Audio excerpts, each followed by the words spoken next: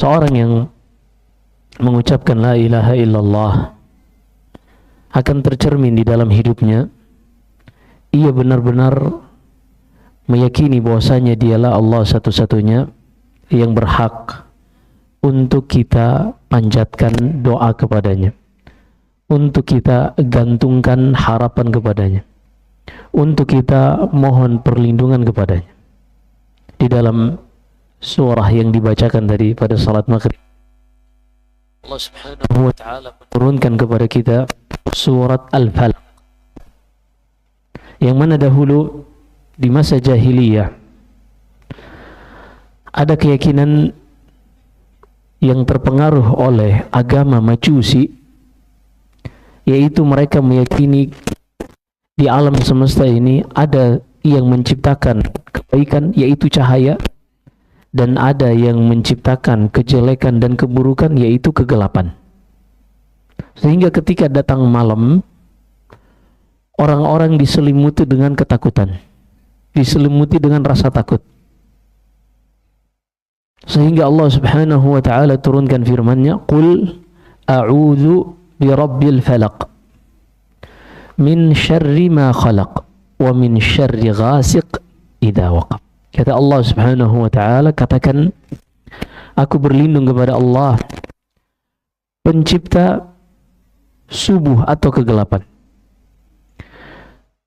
Aku berlindung kepadanya dari segala makhluk, dari segala keburukan makhluk yang telah Ia ciptakan. Jadi ada makhluk-makhluk yang memang memiliki dampak buruk dan dampak negatif bagi manusia, seperti ular berbisa misalnya, atau misalnya hal-hal yang lain seperti jin yang ingin menyakiti manusia. Mungkin saja. Tapi seorang tidak perlu takut. Kenapa? Berlindung, meminta pertolongan kepada Allah, meminta penjagaan kepada Allah. Min syarri ma khalaq. Berlindunglah kepada Allah dari keburukan apa-apa yang telah Ia ciptakan. Wa min syarri ghasiq idza waqab.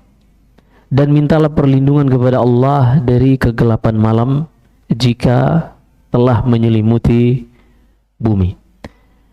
Maka seorang muslim yang mengucapkan la ilaha illallah, dia tidak akan takut dengan apapun. Karena dia yakini dengan la ilaha illallah tidak ada yang bisa memberikan kebaikan kecuali Allah. Sehingga dia meminta kebaikan itu kepada Allah. Dia meyakini la ilaha illallah tidak ada yang bisa menimpakan keburukan kecuali Allah, sehingga dia meminta perlindungan untuk dihindarkan dari keburukan hanya kepada Allah. Dia tidak pernah takut kepada jin, baik itu jin penunggu gunung atau jin penunggu laut misalnya, atau jin penunggu toko misalnya, warung. Iya, katanya ada jinnya kadang. Barang di warung goyang-goyang sendiri. Termasuk dia tidak pernah takut terhadap tipu daya tukang sihir.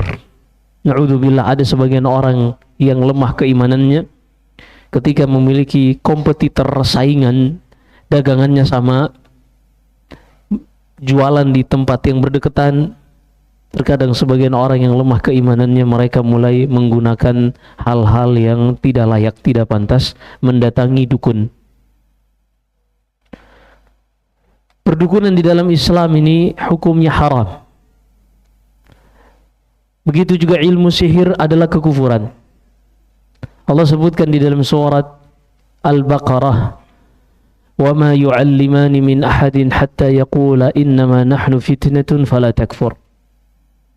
Setiap yang mempelajari ilmu sihir ini, ilmu perdukunan, maka dia telah kafir.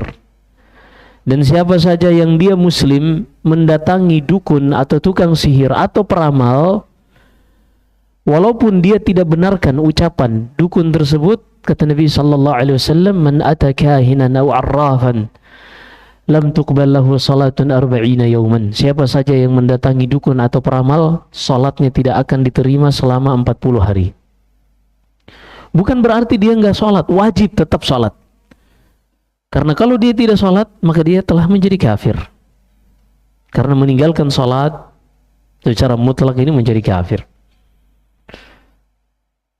Hanya saja walaupun dia sholat selama 40 hari ini sebagai balasan hukuman atas apa yang ia kerjakan, maka tidak diterima sholat. Kalau seandainya dia mendatangi dukun atau peramal atau tukang sihir dan dia membenarkan apa yang diucapkan oleh dukun atau peramal tadi, maka dia telah terjatuh ke dalam kekufuran, keluar dari Islam, sebagaimana sabda Nabi sallallahu alaihi wasallam, "Man ata 'arrafan aw kahinan fasaddaqahu bima yaqul faqad kafara bima unzila ala Muhammadin sallallahu alaihi wasallam." Siapa saja yang mendatangi dukun atau peramal kemudian ia membenarkan ucapan tersebut, maka dia telah kafir dengan apa yang diturunkan kepada Muhammad sallallahu alaihi wasallam. Maka seorang yang memahami la ilaha illallah, yang mengucapkan la ilaha illallah, maka dia akan melaksanakan pengamalan-pengamalan la ilaha illallah ini di dalam hidupnya. Hidupnya tenang. Hidupnya tenang. Dia mau terkadang harus berjalan di malam hari, dia nggak akan takut. Kenapa? Karena yang bisa membahayakan itu, yang bisa menimpakan musibah hanya Allah. Gak ada satupun di muka bumi ini yang bisa menimpakan musibah. Qul la yusibana illa ma kataballahu lana huwa maulana wa 'ala Allahi falyatawakkalul mu'minun. Di dalam surat At-Taubah kata Allah, katakanlah, tidak akan ada yang bisa menimpakan kita musibah kecuali Allah. Maka kita meminta perlindungan kepada Allah.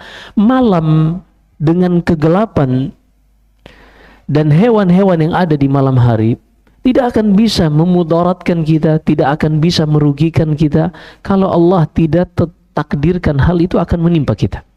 Di dalam hadis Abdullah bin Abbas radhiyallahu taala anhuma, Nabi sallallahu alaihi wasallam bersabda, "Wa'lam anna ma asabaka lam yakun liyukhti'ak wa ma akhta'ak lam yakun liyusibak." Ketahuilah apa saja yang sudah Allah tetapkan akan menimpamu berupa keburukan, engkau mau berlari kemanapun pasti akan menimpamu. Sebaliknya apa saja yang tidak pernah Allah takdirkan akan menimpamu, walaupun seluruh manusia bersatu untuk menimpakannya kepadamu, mereka tidak akan bisa melakukannya. Rufi'atil aqlam wa jaffatis suhuf.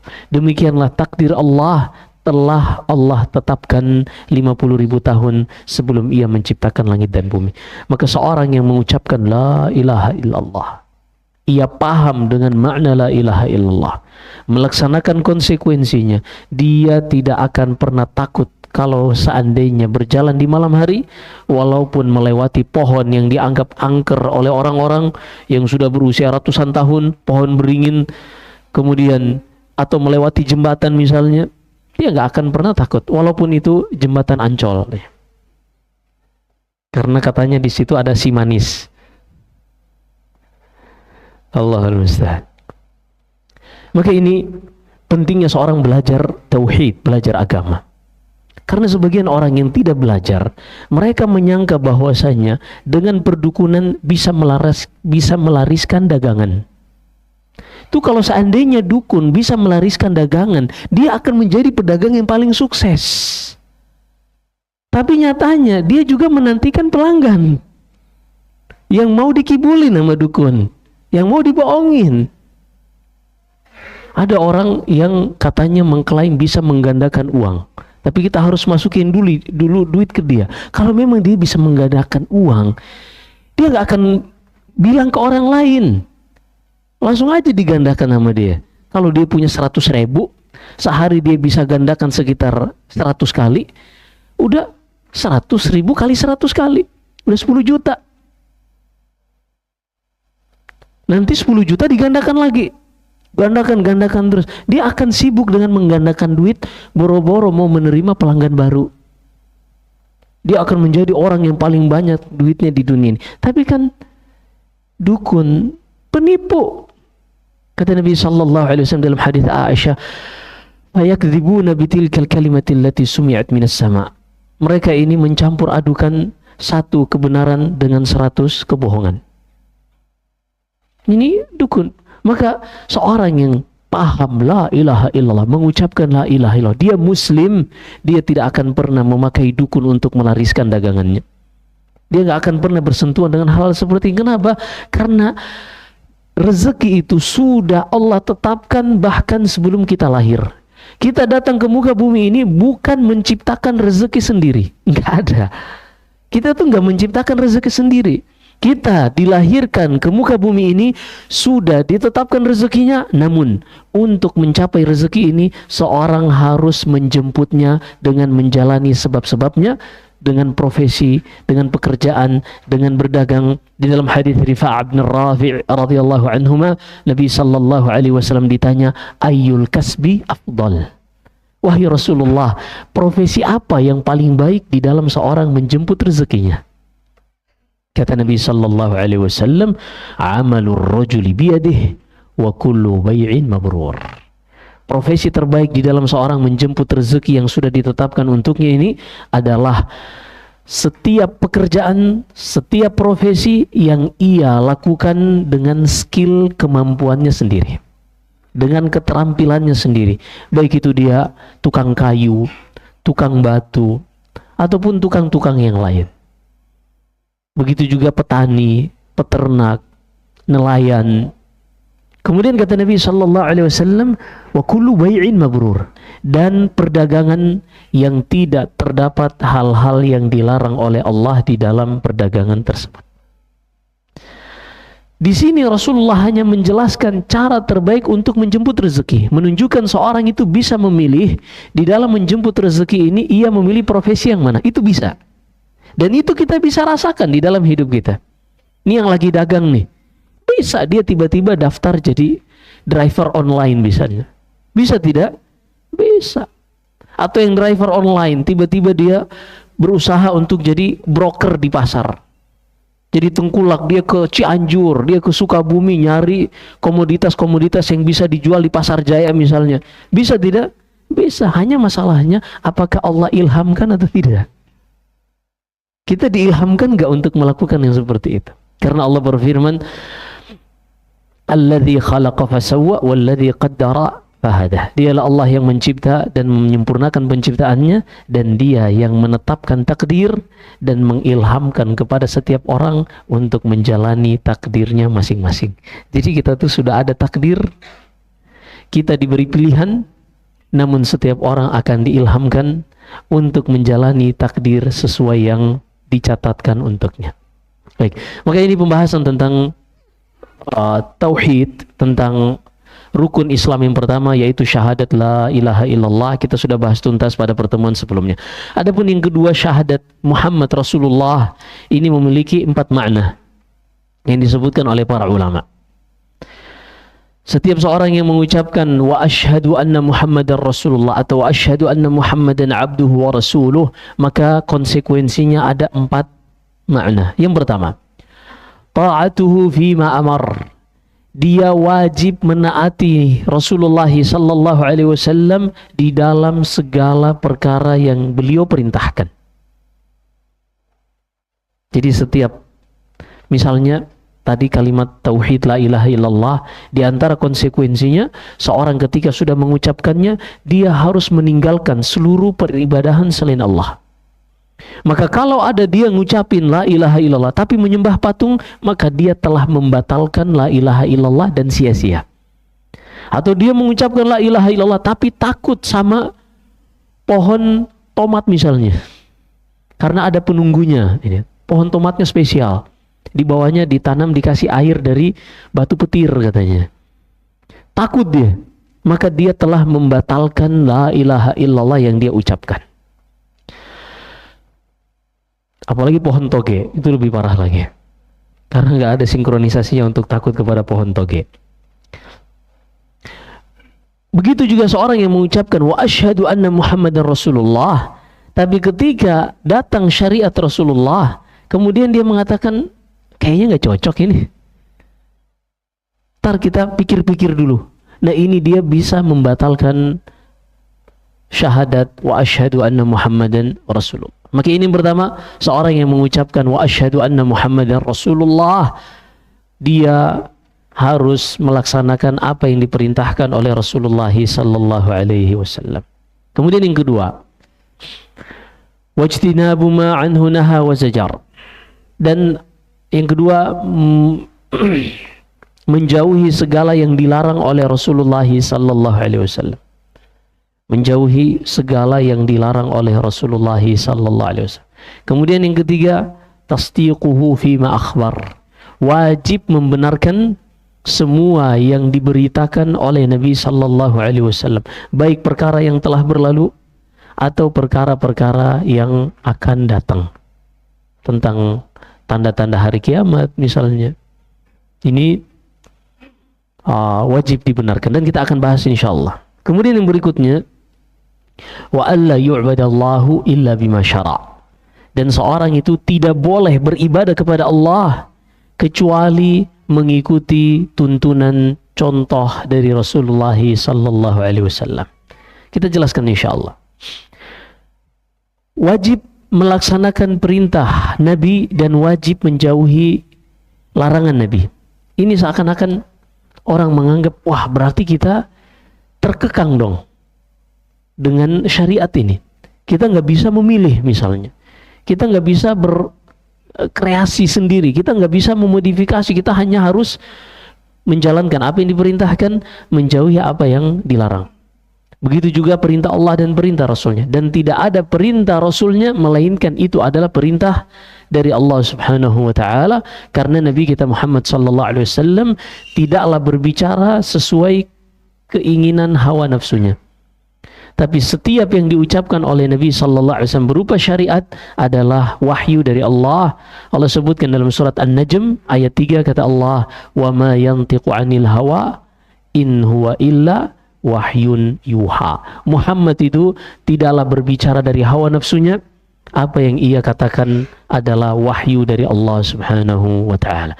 Maka menjalankan apa yang diperintahkan oleh Allah dan Rasulnya, menjauhi segala yang dilarang oleh Allah dan Rasulnya, ini bukan sesuatu yang mengekang dan merugikan manusia, justru menguntungkan manusia. Kenapa demikian? Karena tidak ada satupun syariat Allah, begitu juga syariat yang digariskan oleh Nabi sallallahu alaihi wasallam, melainkan untuk kepentingan manusia. Allah tidak ada kepentingan dengan syariat yang ia tetapkan untuk manusia. Allah berfirman di surat Ad-Dhariyat, "Wa ma khalaqtul jinna wal insa illa liya'budun, ma uridu minhum min rizq wa ma uridu ayyut'imun." Tidaklah aku ciptakan jin dan manusia, kata Allah, melainkan untuk beribadah kepadaku, dan aku tidak pernah menginginkan dari mereka untuk memberiku rezeki atau memberiku makan, kata Allah. Allah nggak punya kepentingan dengan manusia. Lalu kenapa Allah gariskan hukum-hukum dan syariat, perintah dan larangan bagi manusia? Ini dikarenakan manusia itu pengalamannya sangat sedikit. Dan manusia tidak bisa mengetahui sesuatu, mengambil kesimpulan tentang sesuatu baik atau buruk, kecuali setelah mereka berinteraksi dengan objek tersebut. Sehingga umur yang pendek ini, kalau seandainya dipakai hanya untuk mengetahui hal-hal seperti itu, niscaya waktu mereka habis di muka bumi ini hanya untuk mengetahui ini baik atau buruk. Adapun Allah, Dia yang menciptakan alam semesta ini, Dia yang menciptakan manusia, paling mengetahui apa yang maslahat untuk manusia, apa yang berbahaya bagi manusia. Maka Allah gariskan syariatnya untuk kebaikan manusia. Contohnya, Allah mengharamkan khamar. Allah mengharamkan khamar. Apakah dengan mengharamkan khamar ini Allah memiliki keuntungan, mendapatkan keuntungan? Nggak ada. Nggak ada keuntungan. Mengharamkan zina, apakah Allah ada keuntungan? Nggak ada keuntungan. Dan tidak akan menambah kerajaan Allah sedikit pun. Juga tidak akan merugikan Allah sedikit pun. Lalu kenapa? Ternyata khamar ini buruk bagi manusia. Riset-riset dan jurnal-jurnal yang diterbitkan tentang kedokteran berkaitan dengan khamar ini, alkohol, semua menjelaskan bahwasanya alkohol yang dikonsumsi ini, khamar ini buruk. Bisa mengakibatkan banyak penyakit, kanker, kemudian impotensi dan seterusnya. Sangat banyak. Belum lagi pengaruh pada akal, bisa menjadi pemicu tindakan-tindakan kriminal. Banyak. Dan belum lama tragedi di Car Free Day, seorang wanita yang mengendarai mobil mewah menabrak orang-orang, ternyata setelah dicek di bawah pengaruh alkohol. Jadi begitu, syariat Allah itu bukan untuk kepentingan Allah. Allah gariskan untuk kebaikan manusia. Kita dilarang dari minum alkohol dalam bentuk syariat. Kita nggak perlu mencoba-coba dulu alkohol ini baik atau enggak, udah nggak perlu. Karena yang memberitahukan ini yang menciptakan alkohol itu sendiri. Maka kita cukup sami'na wa ata'na, kita dengar dan kita taat, kita ikuti syariat tersebut dan selesai. Begitu juga zina misalnya. Na'udzubillah. Di zaman sekarang telah dilakukan keputusan di Kementerian Kesehatan, ditembuskan ke kantor-kantor KUA, di antara syarat pernikahan adalah memiliki surat sehat dari penyakit menular seksual. Kenapa demikian? Na'udzubillah, zina merajalela. Allah mengharamkan zina ini, Allah bukan mengharamkan laki-laki untuk menyalurkan kebutuhan biologisnya. Ini sesuatu yang Allah tidak akan pernah membebani kita di luar kemampuan. Tapi di dalam menyalurkan biologis ini, kalau salah bisa fatal. Bisa mengakibatkan penyakit-penyakit yang aneh-aneh. Raja hutan misalnya, atau yang semisalnya. Ini misalnya. Jadi di balik setiap larangan atau perintah ada hikmah untuk kebaikan manusia di dunia dan di akhirat. Jadi ini syariat Allah. Berarti ketika kita jelaskan tadi konsekuensi dari asyhadu anna Muhammadar Rasulullah, taat kepada perintahnya, menjalankan perintahnya dan menjauhi larangannya, ini bukan syariat yang mengekang, bukan syariat yang membelenggu. Justru kita dijaga oleh Allah dengan syariatnya ini untuk tidak perlu mencoba-coba lagi hal-hal di muka bumi ini baik atau buruk. Udah nggak perlu, karena menghabiskan banyak waktu. Cukup kita ketahui Allah melarang, Rasulnya melarang, maka kita tinggalkan. Selesai urusan. Kita bisa lebih fokus pada berinovasi atau melakukan hal-hal positif lainnya. Masih banyak yang bisa kita lakukan. Dagang lagi, udah urus dagang aja. Narik lagi, iya. Kali aja ada masuk di aplikasi orderan, iya kan. Lanjut terus, daripada kita sibuk untuk mencari-cari hal-hal yang Allah Subhanahu wa ta'ala sudah mencukupkan kita dengan semua itu. Kemudian yang berikutnya, tasdiquhu fima akhbar, membenarkan setiap apa yang diberitakan oleh Nabi sallallahu alaihi wasallam. Ini luar biasa.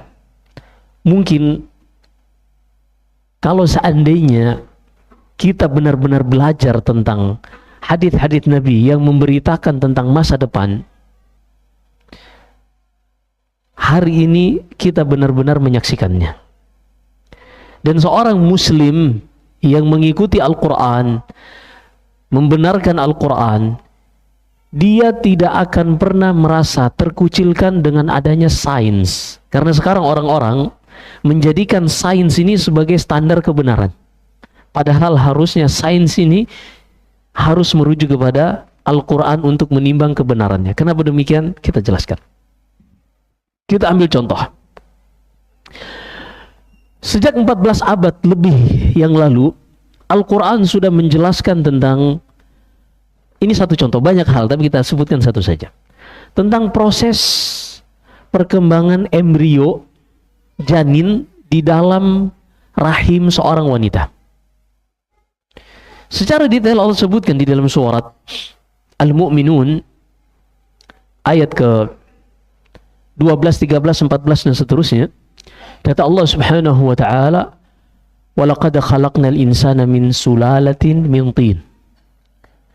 Sungguh kami telah ciptakan manusia yang pertama dari tanah, lalu kami jadikan keturunannya dari pertemuan antara sel sperma dengan sperma dan sel telur wanita ini bertemu menjadi yang namanya nutfah selama 40 hari. Setelah masuk ke 40 hari kedua, berubah menjadi alaqah. Alaqah ini segumpal darah seperti lintah yang menempel di dinding perut rahim wanita. Thumma khalaqna al-'alaqah mudghah. Kemudian 40 hari ketiga, segumpal darah tadi kami tumbuhkan darinya daging. Lalu setelah itu kami bentuk ia, ada tulang, ada kulit, lalu kami berikan rupa, dan setelah 120 hari ditiupkan ruh pada janin ini. 120 hari ditiupkan ruh pada janin ini. Ini disebutkan di saat belum ada USG untuk bisa melihat dalam rahim. Juga belum pernah dikenal di zaman itu oleh orang-orang Arab, belum mengenal yang namanya operasi sesar. Belum mengenal belah-belah seperti itu, belum mengenal. Setelah 14 abad, kurang lebih 40 atau 30 tahun yang lalu, atau 70 tahun, 40 atau 30 tahun yang lalu, ada seorang profesor di Universitas Toronto yang bernama Keith Elmore. Dialah orang pertama yang menerbitkan jurnal tentang perkembangan embrio. Dia seorang embriolog. Ketika ia terbitkan jurnalnya ini, salah seorang mahasiswanya Muslim dari Timur Tengah, ia mengatakan, ini mah sudah ada di dalam Al-Quran. Sang profesor pun langsung kaget. Dan ini ada semua dokumentasinya. Di YouTube pun masih ada. Sang embriologi ini pun kaget. Kok bisa? Akhirnya ia, kesimpulannya, mustahil Muhammad mengucapkan itu dari pendapat pribadinya. Mustahil. Pada saat itu tidak ada USG dan belum dikenal tentang pembelahan bedah pada area rahim wanita. Jadi seorang muslim ketika dia mengikuti kitabnya, mengikuti Al-Quran, dia tidak akan pernah merasa terkucilkan. Karena adanya sains atau orang-orang menjadikan standar kebenaran pada sains. Kenapa? Kitabnya lebih tinggi dari sains. Sebelum sains menemukan tentang kebenaran, Al-Quran sudah menjelaskannya sebelumnya. Subhanallahil azim. Mereka belakangan baru menemukan bahwasanya setiap makhluk hidup itu berasal dari air. Asal muasal kehidupan dari air. Islam, Allah sebutkan di dalam surat Al-Anbiya, di dalam Al-Quran, kata Allah, وَجَعَلْنَا مِنَ الْمَاءِ كُلَّ شَيْءٍ أَوَلَمْ يَرَ الَّذِينَ كَفَرُوا أَنَّ السَّمَاوَاتِ وَالْأَرْضَ كَانَتَا رَتْقًا فَفَتَقْنَاهُمَا وَجَعَلْنَا مِنَ الْمَاءِ كُلَّ شَيْءٍ حَيٍّ. Tidakkah orang-orang kafir mereka memperhatikan dahulu alam semesta ini satu, kemudian kami pisahkan, yang para saintis sebut dengan Big Bang, ledakan besar terjadi sebagai supernova yang kemudian mengalami perluasan-perluasan hingga akhirnya terbentuklah ada planet yang bernama Bumi. Kemudian ada sumber cahaya yang dikenal matahari yang jaraknya sangat kondusif dengan Bumi, tidak kondusif dengan planet-planet yang lain. Hingga dari situlah kemudian kata Allah, kami jadikan setiap makhluk yang hidup dari air. Maka para astronot sekarang, astronom, ketika mereka mencari kehidupan di luar angkasa sana, yang pertama kali mereka cari adalah air. Poin yang kita inginkan dari apa yang kita sampaikan ini, seorang muslim ketika dia mengikuti agamanya, mempelajari agamanya, dia akan semakin dikuatkan dengan sains.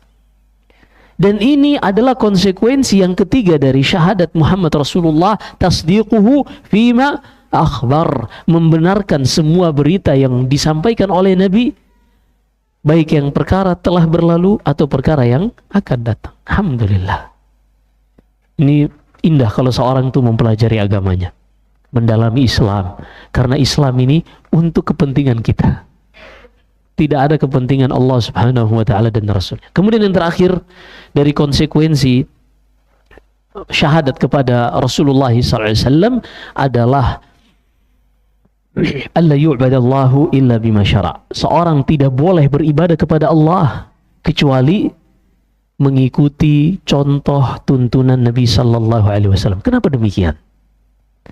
Jadi kan manusia itu tidak bisa mengetahui cara beribadah kepada Allah hanya dengan menggunakan logikanya. Mustahil. Walaupun dorongan untuk beribadah kepada Allah itu ada di dalam hati yang merupakan tabiat manusia, tapi mereka tidak bisa menentukan cara beribadah kepada Allah hanya dengan logika mereka. Kita ambil contoh. Allah jadikan di dalam hati manusia ini ada fitrah untuk beribadah. Allah sebutkan dalam surat Ar-Rum, "Fa'aqim wajhaka lid-dini hanifa fitratallahi allati fatara an-nas 'alaiha." Allah jadikan kecenderungan seorang manusia untuk beribadah itu adalah sifat dasar, sifat tabiat. Apa contohnya? Ketika seorang mendapatkan nikmat, dorongan di dalam hatinya ini menyuruhnya untuk bersyukur, berterima kasih.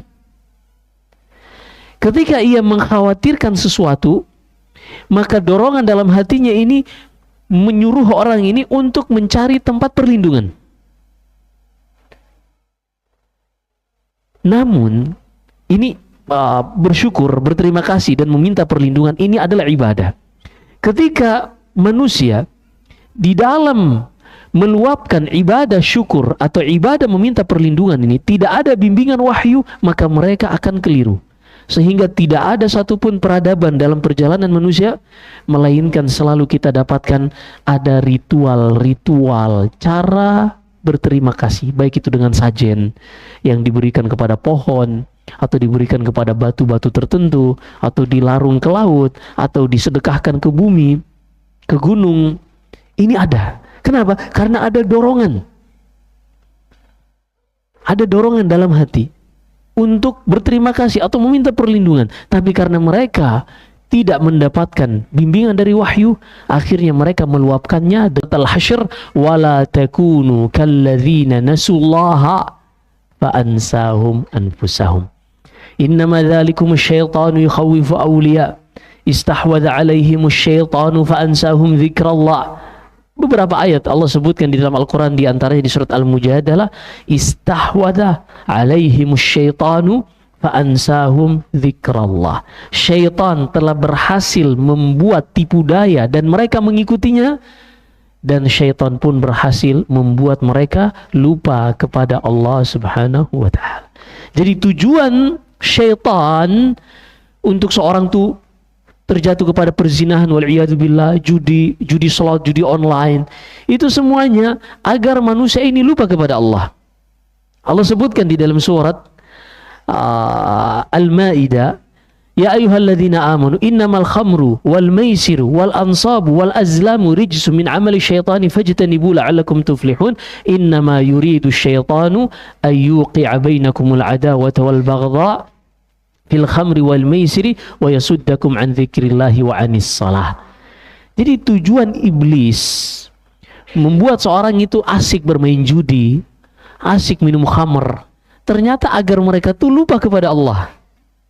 Dan memang orang kalau udah, na'udzubillah, kalau udah khamr, kalau udah judi, dia akan lupa kepada Allah Subhanahu wa ta'ala. Setelah kita pahami ini, kita akan sadar berarti salat yang ketika kita melewati rutinitas kita dari pagi kerja, ketika di siang hari dipanggil hayya 'alas salah untuk salat zuhur, ya Allah, alhamdulillah, ternyata dari pagi kita ini benar-benar tenggelam di dalam dunia. Dari pagi benar-benar kita ini sudah terlalaikan dari Allah Subhanahu wa ta'ala. Sekarang Allah ingatkan kita melalui muadzin, ayo kita salat. Sehingga seorang mukmin kondisi hatinya paling tenang adalah ketika dia bersujud kepada Allah Subhanahu wa ta'ala. Kata para sahabat, kana Nabi sallallahu alaihi wasallam idza hazabahul amr fazi'a ila shalah. Dahulu Nabi sallallahu alaihi wasallam ketika sedang datang beban kehidupan kepada beliau, karena beliau juga manusia biasa, beliau punya satu solusi. Apa itu? Beliau bersegera untuk melakukan salat. Dan beliau mengatakan kepada Bilal, ya Bilal, arihna bis salat. Wahai Bilal, Ayo kumandangkan adzan agar kita bisa merasakan tenang dengan salat. Allahu Akbar. Jadi salat ini hadiah terbaik dari Allah Subhanahu wa taala. Dengannya Allah secara berkala mengingatkan kita untuk kembali kepada kodrat kita sebagai manusia yang memiliki pencipta, untuk menyadari tentang keberadaan dan tujuan hidup kita di muka bumi ini. Ini pertama, hadiah terbaik. Dan saking hebatnya hadiah ini untuk diberikan melalui Nabi SAW kepada kita ini, Rasulullah dipanggil langsung ke langit ketujuh untuk menerima hadiah terbaik ini dalam peristiwa Isra dan Mi'raj, tahun ke-10 kenabian setelah wafatnya Abu Talib dan juga Khadijah radhiyallahu anha. Nabi sallallahu alaihi wasallam sangat sedih, maka Allah berikan hiburan kepada nabinya dan berikan hadiah terbaik untuk umatnya berupa salat 5 waktu. Ini poin yang pertama. Kenapa kita katakan salat itu hadiah terbaik, bukan sesuatu yang mengekang atau membelenggu. Yang kedua,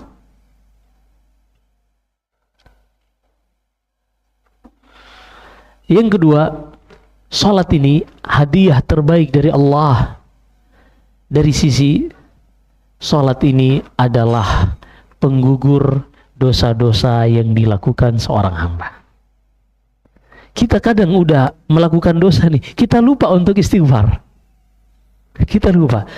Satu hadis sebelum kita adzan, datang seseorang kepada Nabi SAW dalam hadis Anas bin Malik.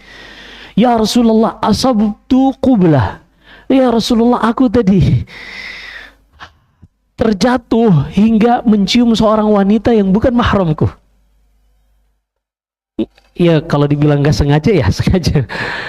Aku melakukan itu wahai Rasulullah. Terus gimana? Ternyata azan.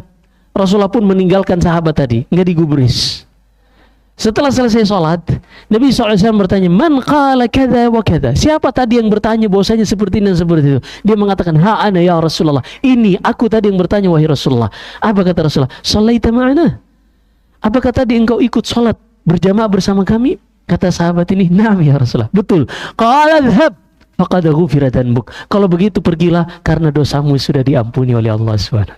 Kita lanjutkan setelah salat Isya. Wallahu a'lam. Sallallahu alaihi wasallam baraka nabiyina Muhammad alhamdulillahi rabbil alamin. Telah kita sebutkan tadi tentang salat sebelum jeda, bahwasanya salat ini adalah hadiah terbaik bagi seorang muslim yang Allah Subhanahu wa taala berikan melalui nabinya pada peristiwa bersejarah, peristiwa Isra dan Mi'raj. Salat ini bukanlah sesuatu yang mengekang dan membelenggu kebebasan seorang muslim, sebagaimana yang sebagian orang menyangka bahwasanya salat ini hanya membebani saja. Tapi seorang yang menyadari tentang keberadaannya di kehidupan dunia ini, seorang yang merenungkan perjalanan kehidupannya, dia akan menyadari bahwasanya hari demi hari, waktu-waktu yang kita lewati semakin mendekatkan kita kepada penghujung kehidupan kita sebelum kita kembali kepada Allah Subhanahu wa ta'ala. Dan tentunya kita mengetahui di alam semesta ini, di dalam kehidupan ini, tidak ada satupun yang tanpa ada hikmah dari penciptaannya. Bahkan perkara yang kita anggap jijik mungkin, seperti cacing misalnya, sebagian orang menganggap jijik, atau belatung, hewan-hewan yang menurut kita ini hanyalah perkara yang menjijikan, ternyata perannya di dalam alam semesta ini Allah ciptakan dengan hikmah yang sangat luar biasa. Cacing ini salah satu organisme yang dibutuhkan oleh tanah untuk mengikat nitrogen dari luar disimpan ke dalam tanah. Yang mana nitrogen ini dibutuhkan oleh tumbuhan untuk bisa besar. Ini cacing melakukan penguraian terhadap tanah. Sehingga tanah-tanah yang di situ ada cacingnya menunjukkan akan kesuburan tanah tersebut. Begitu juga belatung. Misalnya belatung dari larva lalat. Yang mungkin sebagian orang menganggap ini sesuatu yang jijik. Tahu nggak perannya di dalam kehidupan ini? Perannya adalah mengurai sampah-sampah organik agar tidak menumpuk dan tidak menjadi bahaya bagi manusia. Karena kalau sampah-sampah ini dibiarkan akan mengeluarkan amoniak, akan mengeluarkan dari reaksi oksidasi yang bisa membahayakan manusia. Belum lagi sampah-sampah numpuk. Tapi dengan adanya belatung-belatung ini, bangkai yang seharusnya di situ kalau tanpa ada belatung itu akan terus seperti itu, dan aromanya dari bakteri yang melakukan aktivitas di jasad yang sudah menjadi bangkai ini akan terus membusuk. Tapi dengan adanya belatung inilah yang melakukan penguraian, menghancurkan jasad-jasad bangkai ini. Dan kalau dia sudah kenyang, dia akan mengalami fase dorman, tidur, kemudian melakukan metamorfosis menjadi lalat lagi. Lalu lalat kawin, bertelur lagi, menetas menjadi belatung, kemudian makan, mengurai. Udah seperti itu.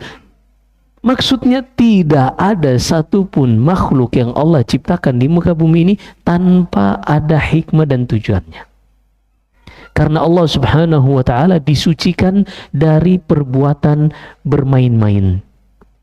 Allah berfirman di akhir surat Al-Mu'minun ayat ketiga sebelum terakhir, paling bawah sebelah kiri, kata Allah subhanahu wa ta'ala, afa hasibtum annama khalaqnakum abathan wa annakum ilaina la turja'un. Wahai manusia, apakah kalian menyangka kami menciptakan kalian hanya untuk bermain-main dan kalian tidak akan dikembalikan kepada kami dan tidak dimintai pertanggungjawaban dari kehidupan kalian di muka bumi ini?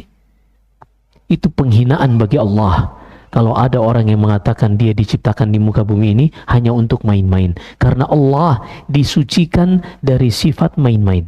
Kenapa demikian? Karena sifat main-main ini, kalau seandainya ada misalnya seorang kepala negara, dia bikin aturan hanya main-main saja. Hanya main-main. Kira-kira apa responnya? Ini bodoh, ini orang gak layak untuk jadi pemimpin dan seterusnya. Kalau seandainya sesama makhluk yang melakukan tindakan seperti itu sudah tidak layak di dalam logika sehat kita, lalu bagaimana dengan Sang Pencipta yang maha sempurna? Jadi Allah subhanahu wa ta'ala jadikan kehidupan kita ini semuanya memiliki hikmah. Kita berada di dunia ini bukan hanya untuk makan dan minum layaknya hewan. Hewan memang fungsinya seperti itu. Kebayang kalau nggak ada hewan, itu rumput-rumput tumbuhnya udah segimana tuh. Semuanya ada fungsi dan hikmahnya. Begitu juga manusia. Allah subhanahu wa ta'ala uji dalam kehidupan ini, dan mereka semua akan dikembalikan di sisi Allah subhanahu wa ta'ala. Ketika kita kembali kepada Allah, apa yang akan terjadi? Manusia akan melewati satu fase dari fase-fase kehidupan akhirat yang Allah sebutkan dalam surat Al-Qari'ah. Akan didatangkan yang namanya timbangan. Kemudian Allah berfirman, فَأَمَّا مَنْ ثَقُلَتْ مَوَازِينُهُ فَهُوَ فِي عِيشَةٍ رَاضِيَةٍ. Adapun orang-orang yang timbangan kebaikannya lebih berat daripada timbangan keburukannya, artinya amal solehnya lebih banyak dari dosanya, maka dia langsung masuk surga. Wa amma man khaffat mawazinuh fa ummuhu hawiyah. Tapi orang-orang yang catatan, Masya Allah, disebutkan Ibn Al-Qayyim rahimahullah tentang tingkatan-tingkatan doa yang paling afdal. Yang paling afdal adalah doa yang warid di dalam Al-Quran atau hadis yang sesuai dengan hajat kita. Artinya doanya ada nih dalam Al-Quran, ada dalam hadis, dan persis seperti yang kita minta. Misalnya, kita meminta anak soleh dan istri yang nurut, istri-istri yang nurut. Allah berfirman di dalam surat Al-Furqan tentang doa hamba-hamba Allah Ar-Rahman yang Allah puji. Mereka berdoa, Rabbana hablana min azwajina wa dhurriyyatina qurrata a'yun waj'alna lil muttaqina imama. Ya Allah, jadikanlah kami, istri-istri kami, keturunan-keturunan kami, anugerahkanlah kepada kami istri-istri kami dan keturunan-keturunan kami sebagai penyejuk mata. Kata Ibnu Abbas, dikarenakan anak-anak istrinya di atas ketaatan kepada Allah. Ini yang paling afdal dalam doa, yaitu doa yang disebutkan dalam Al-Quran atau hadis dan sesuai dengan hajat kita. Kenapa bisa sesuai dengan hajat kita? Karena kita paham maknanya. Sekarang pertanyaannya, gimana kalau kita nggak paham maknanya? Kita baca yang bahasa Arabnya, bahasa Indonesianya, tergantung. Kalau seandainya doanya doa di dalam sholat, doa wajib, maka hendaknya dibaca dengan bahasa Arab. Seperti misalnya, duduk antara dua sujud, kita membaca apa? Rabbighfirli. Kalau dilanjutkan warhamni wajburni dan seterusnya, maka ini harus dibaca dengan bahasa Arab. Tapi kalau seandainya di luar sholat, maka seorang bebas memilih dia mau membaca yang bahasa Arab atau enggak. Dan ketika dia punya hajat, dia memanjatkan sesuai dengan hajatnya. Kalau memang dia bisanya bahasa Indonesia, maka dia menggunakan bahasa Indonesia atau bahasa apapun, bahasa Padang misalnya, sah-sah saja. Demikian, wallahu a'lam.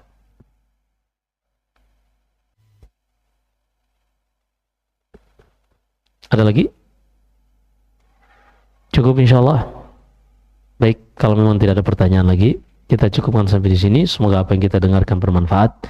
Insyaallah pada pertemuan berikutnya kita akan bahas tentang rukun atau syarat-syarat salat dan rukun-rukun salat, agar salat yang kita laksanakan sesuai dengan contoh tuntunan sunnah Nabi Sallallahu Alaihi Wasallam. Sebagaimana yang kita sudah sebutkan tadi, karena seorang itu tidak akan pernah diterima ibadahnya ketika ia melakukannya tidak sesuai dengan tuntunan Nabi Sallallahu Alaihi Wasallam. Demikian, jika ada benar semata-mata dari Allah, jika ada kesalahan dan kekurangan dari saya, wa astaghfirullah li wa lakum. Sallallahu alaihi wasallam wa baraka ala nabiyyina Muhammad. Subhanakallahumma bihamdik, asyhadu an la ilaha illa anta astaghfiruka wa atubu ilaik. Wassalamu alaikum warahmatullahi wabarakatuh.